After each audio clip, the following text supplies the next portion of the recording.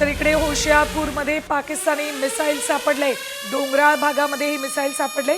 Police घटनास्थळी दाखल झालेत आणि तपास सुरू झालेला आहे।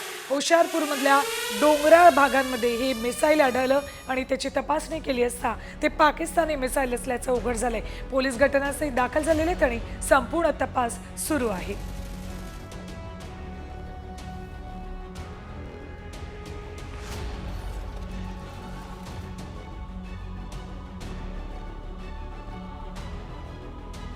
हीच ती मिसाईल आहे, पाकिस्तानी मिसाईल होशियारपूरमध्ये सापडले। डोंगराळ भाग आहे होशियारपूरमध्ये, त्या ठिकाणी ही मिसाईल आढळलं।